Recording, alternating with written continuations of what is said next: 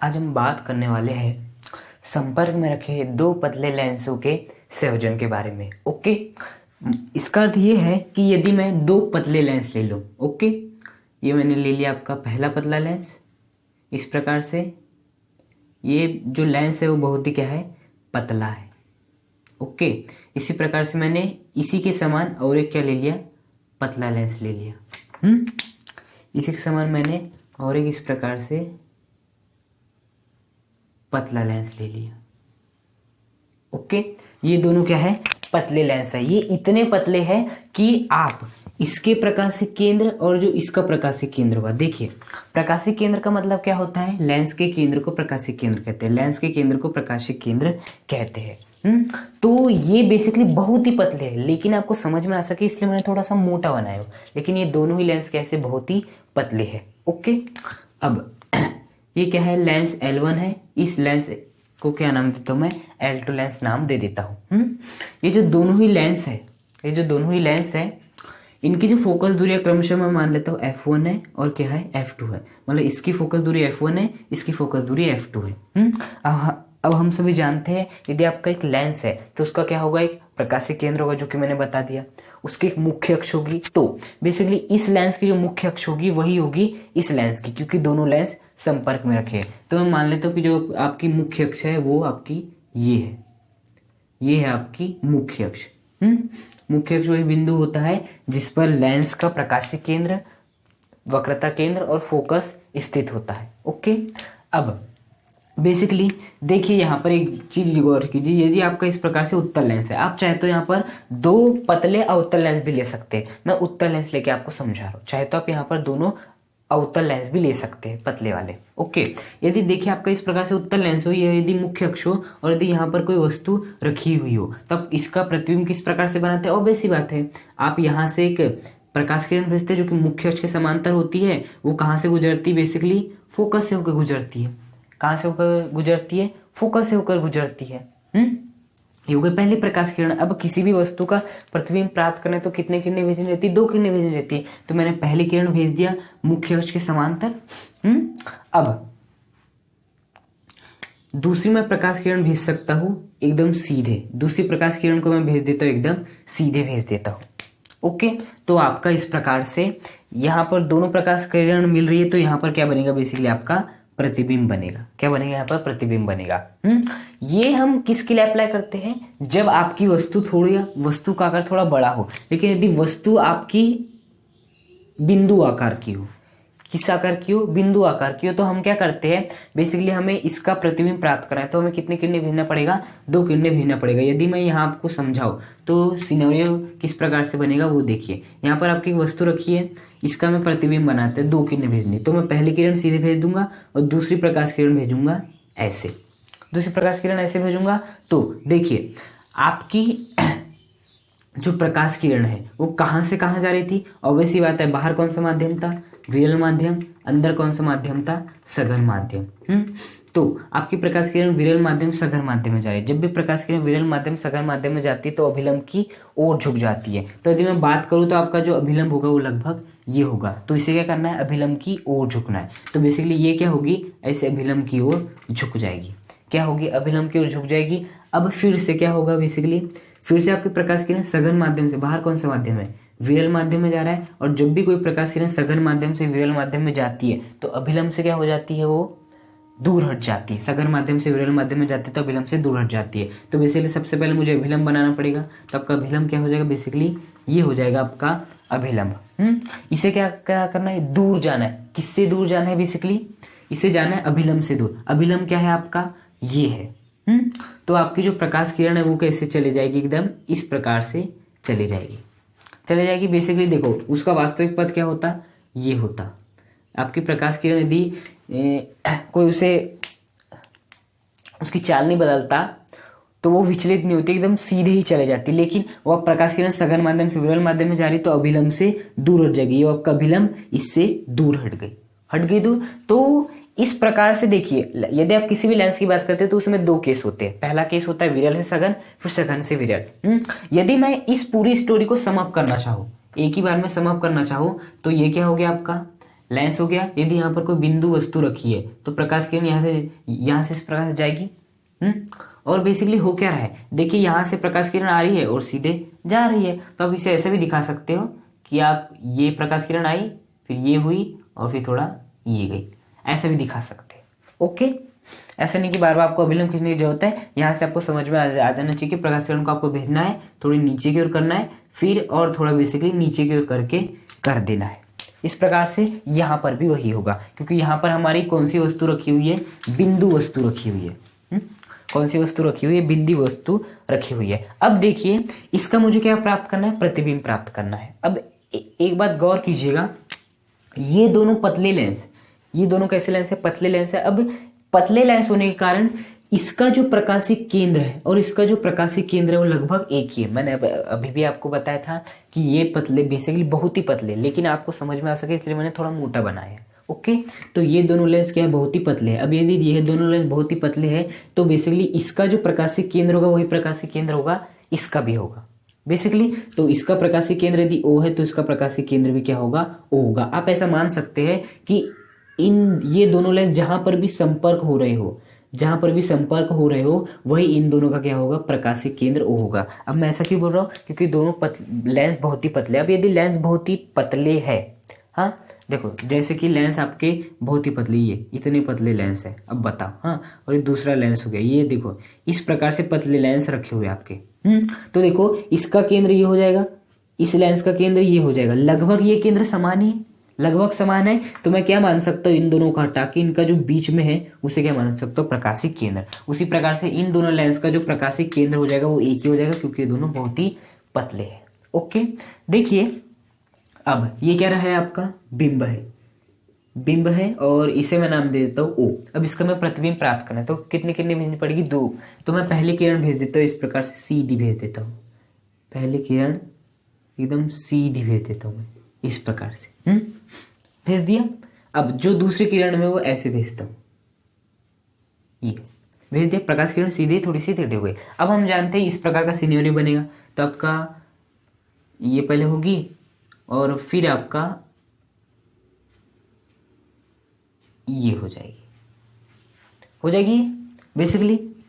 तो बेसिकली यहाँ पर दोनों प्रकाश किरण मिल रही है, तो यहाँ पर जो प्रतिबिंब बना है उसे क्या मान लूंगा, I डैश। अब आप सोच रहे होंगे कि मैंने यहाँ पर तो दूसरे लेंस का काम नहीं लिया, तो आपको क्या करना है, सबसे पहले देखिए आपको क्या करना है, पहले बस मानना है कि लेंस L1 ही मौजूद है। कौन सा लेंस मौजूद है, केवल आपका L1 लेंस मौजूद है। L2 लेंस है ही नहीं। अब बताओ यदि L2 लेंस है ही नहीं तो प्रकाश किरण ऐसे आएगी, सीधे चली जाएगी। है L2 लेंस है, लेकिन हम नहीं मान रहे कि आपका L2 लेंस, लेकिन हम नहीं मान रहे कि आपका L2 लेंस है आपका L2 लेंस, लेकिन हम नहीं मान रहे कि L2 लेंस है, हम मान रहे केवल L1 लेंस है। तो यदि बिंब इस प्रकार से रखी हुई है तो प्रकाश किरण आपकी ऐसे चली जाती। हम ऐसा सोच रहे थे कि ऐसे चली जाती, लेकिन आपका लेंस L2 भी है। अब यदि लेंस L2 है तो क्या होगा, बेसिकली आपका फिर से प्रकाश किरण क्या होगी, ऐसे मुड़ेगी, हाँ, और प्रकाश किरण आपकी ऐसे चले जाएगी ऐसे किरण ऐसे चली जाएगी। ये वाली जो प्रकाश किरण है इसको मैं ब्लैक से दिखा देता हूँ इस प्रकार से, किससे दिखा देता हूँ, ब्लैक से आपको दिखा देता हूँ। ये वाली प्रकाश किरण हम सोच रहे थे कि ये वाली प्रकाश किरण सीधे ऐसे जानी चाहिए थी, लेकिन गई क्या, नहीं गई। बेसिकली क्यों नहीं गई, क्योंकि आपका लेंस L2 भी था। तो बेसिकली ये हमने सोचे कि ऐसा होना चाहिए था, लेकिन ऐसा हुआ नहीं हुआ। आपका लेंस L2 भी था, तो ये जो प्रकाश किरण आ रही थी वो बेसिकली यहाँ पर आ गई। तो यहाँ पर जो प्रतिबिंब बना उसे क्या मान लिया, मैंने I डैश मान लिया। क्या मान लिया, लेंस मतलब कि प्रतिबिंब I डैश मान लिया। तो हमारा बेसिकली जो मुख्य प्रतिबिंब है वो कौन सा आपका, ये वाला है। क्योंकि देखो बिंब से आई प्रकाश किरण, लेंस L1 से इस प्रकार का केस बना। अब यदि ये वाला लेंस L2 में रहता तो सीधे चले जाती, लेकिन ये वाला लेंस L2 तो ये ऐसे आती हुई ऐसे चले गई। ये हमारा वास्तविक प्रतिबिंब है, ये हमारा आभासी प्रतिबिंब है। ओके, अब यदि मैं बात करूं लेंस L1 की, किसकी बात करूं, लेंस L1 की बात करूं, तो बताइए लेंस L1 के लिए, जो आपका लेंस L1 है उसके लिए यदि मैं बिंब की बात करूं, उसके लिए यदि मैं किसकी बात करूं, बिंब की बात करूं इस लेंस L1 के लिए, तो बेसिकली बिंब क्या होगा, आपका O होगा। क्या होगा, बेसिकली आपका बिंब O होगा। और यदि मैं प्रतिबिंब की बात करूं तो बेसिकली क्या होगा, ऑब्वियस सी बात है, प्रतिबिंब I होगा। सॉरी, ये आई डैश नहीं है, आई है, मैंने दोनों का आई डैश नाम दे देता, वो आई है। प्रतिबिंब क्या हो जाएगा, आई। ऑब्वियसली बात है, यदि लेंस L2 रहता तो प्रकाश किरण इस प्रकार से आ रही थी, प्रतिबिंब कहाँ बनता आपका, आई पे बनता, मतलब कि प्रतिबिंब क्या होगा, लेंस L1 के लिए प्रतिबिंब आई होगा। लेकिन यदि मैं बात करूँ लेंस L2 के लिए, आपका बिंब क्या हो जाएगा, आपका जो बिंब है वो हो जाएगा आई। अब आई क्यों, देखिए एक बात को समझिए, आप बिंब कहते किसे, देखो बिंब उसे कहते हैं जिससे प्रकाश किरण आती है। अब बताइए, इस आपके लेंस L1 पर प्रकाश किरण आ रही थी क्या, बिल्कुल आ रही थी, देखिए इस प्रकार से आ रही थी, तो ये हो गई आपतित किरण। अब ये आपतित किरण कहाँ से आ रही थी, ऑब्वियस बात है बिंब से, ये बिंदु O से आ रही थी, तो बिंदु O को बोल दिया हमने इसका बिंब। उसी प्रकार से देखिए लेंस L2 के लिए हमें यदि बिंब की बात करना है, तो देखिए आपका लेंस L2 की बात करूँ, ये वाला लेंस L2 की बात करूँ, तो इस लेंस L2 पर कौन सी प्रकाश किरण आ रही है, ऑब्वियस सी बात है लेंस L2 पर, ये वाले लेंस L2 पे ये वाली प्रकाश किरण है, ध्यान से देखना, ये वाली प्रकाश किरण आ रही है आपकी, देखना ये वाली प्रकाश किरण आ रही है। अब बताओ ये वाली प्रकाश किरण कहाँ से आ रही है, तो यदि आप गौर करें तो ये वाली प्रकाश किरण कहाँ से आ रही है, यहाँ से आ रही है, मतलब बिंब क्या हो जाएगा, आई। हमेशा याद रखना बिंब से प्रकाश किरणें आती है।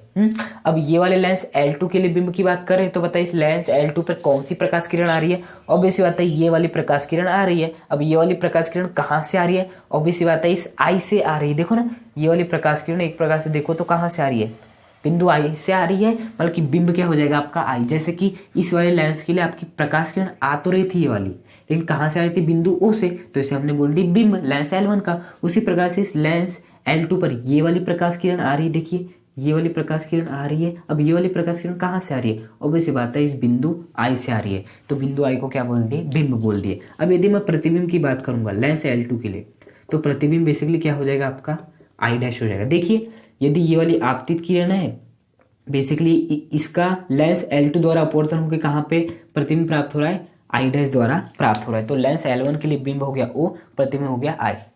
ये लेंस L2 नहीं रहता तो आपकी प्रकाश किरण सीधे चली जाती, प्रतिबिंब प्राप्त होता। लेकिन आपका लेंस L2 है तो उसके लिए बिंब क्या हो जाएगा, बेसिकली आपका आई, क्योंकि प्रकाश किरण आपकी ऐसे आ रही है, देखो प्रकाश किरण इस पे ऐसे आ रही है, ये वाली प्रकाश किरण आई से प्रतीत हो रही है, तो बिंब हो जाएगा आई और प्रतिबिंब क्या हो जाएगा, आई डैश हो जाएगा।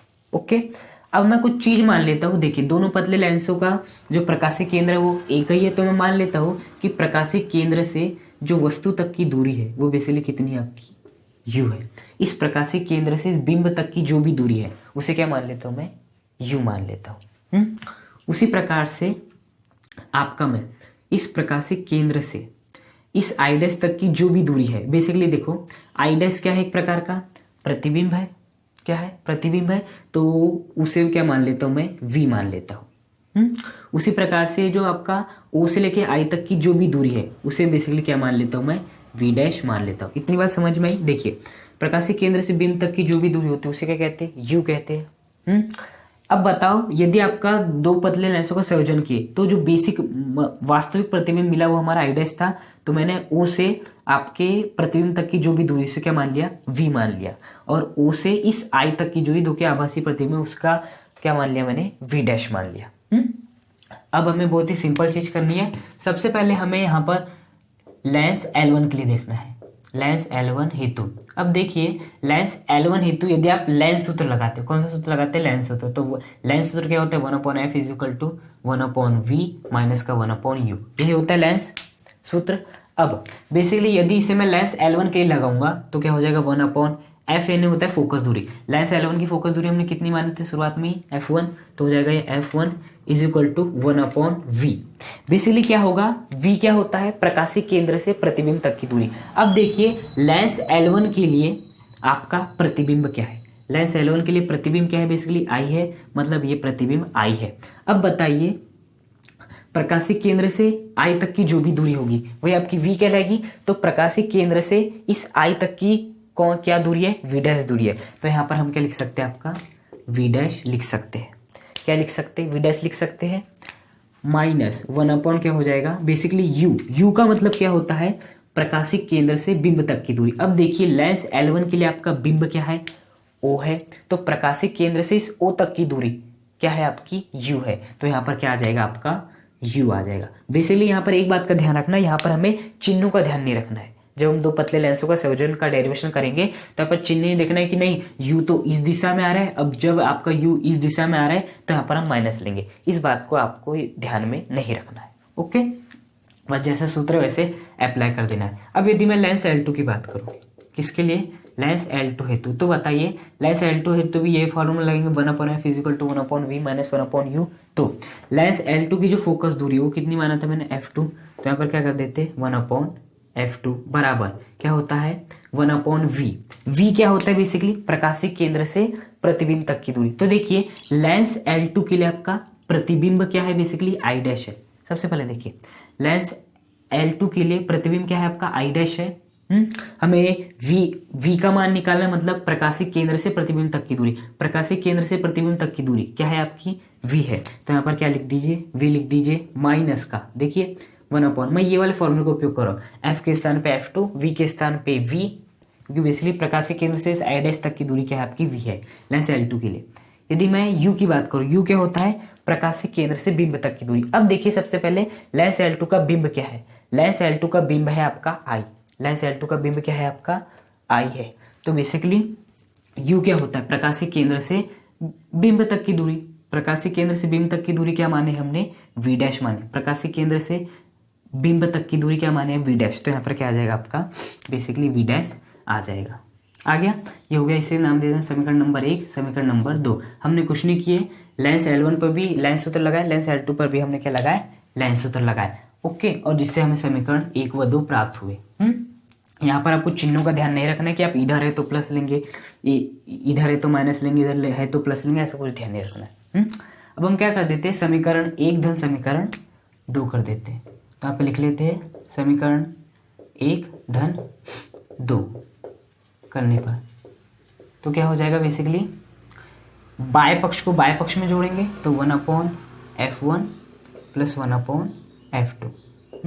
दाएं पक्ष को दाएं पक्ष में जोड़ेंगे तो क्या हो जाएगा 1/v dash minus 1/u plus 1/v minus का 1/v डैश।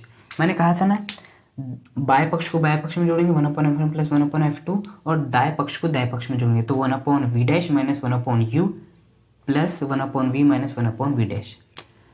1/v डैश से 1/v डैश क्या हो जाएगा, बेसिकली कैंसिल हो जाएगा। तो बेसिकली क्या आ जाएगा आपका 1/f1 प्लस 1/f2 बराबर माइनस का 1/u पहले लिख लेते हैं प्लस का 1/v। देखिए माइनस के 1/v डैश से प्लस का 1/v डैश कैंसिल हो गया, तो बेसिकली आपका बचेगा क्या 1/f1 plus 1/f2 is equal to, देखिए इसे मैं ऐसे लिख सकता हूँ 1/v को पहले लिख लेता हूँ, तो 1/v को मैंने पहले लिख लिया, माइनस 1/u को बाद में लिख लेता हूँ, माइनस के 1/u को बाद में लिख लिया।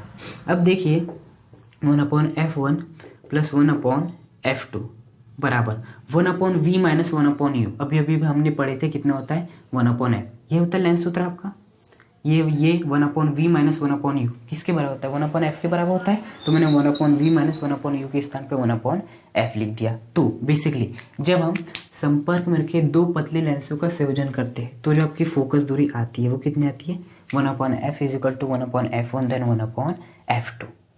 चाहे आपका अवतल लेंस हो चाहे आपका उत्तल लेंस हो, यहाँ पर यदि हम दो पतले अवतल लेंस भी रखते और उन दोनों को संपर्क में रखते तो जो आपका अभिष्ट फोकस दूरी आती वो कितनी आती, बेसिकली इतनी ही आती। अब डेरिवेशन करते तो मान आपका इतना ही आता। तो यदि संपर्क में रखे दो पतले लेंस है वो अवतल हो या उत्तल हो, तो जब आप इनका संयोजन करते हैं तो जो अभिष्ट फोकस दूरी आती है वो कितनी आती है 1/f1 plus 1/f2 is equal to 1/f।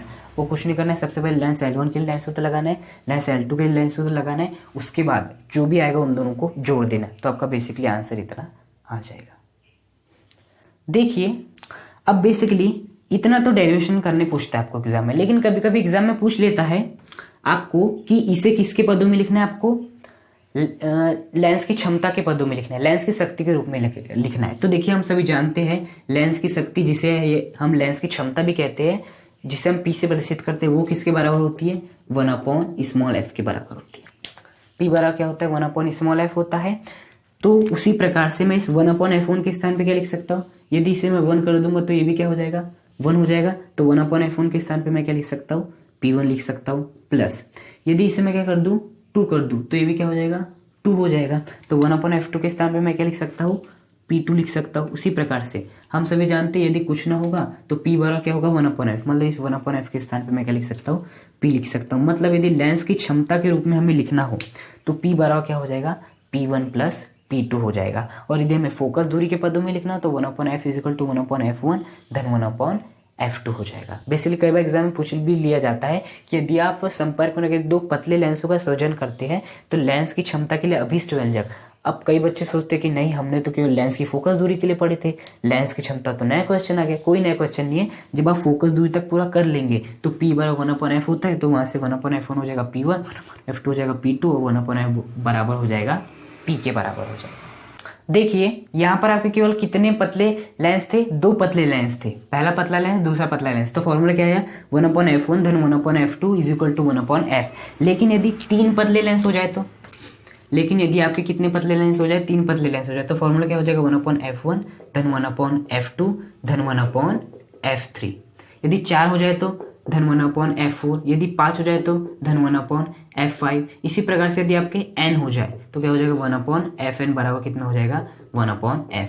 Okay, देखिए यदि हमने जब दो पतले लेंसों के संयोजन किए थे तो फॉर्मूला क्या आया हमारा 1/f1 plus 1/f2 equal to 1/f। यदि तीन लेंस हो तो यहाँ आ जाएगा प्लस का 1/f3, यदि चार हो तो प्लस का 1/f4, यदि पाँच हो तो 1/f5 आ जाएगा। इसी प्रकार से यदि n लेंस हो जाए, इस प्रकार से हमने n लेंसों को एकदम संपर्क में रखा है, दोनों पतले हैं, तो बेसिकली फॉर्मूला क्या बन जाएगा आपका, ये बन जाएगा 1/f।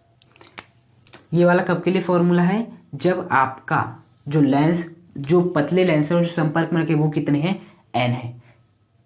और ये कब का फॉर्मूला था, जब आपके दो पतले लेंस संपर्क में रखे थे।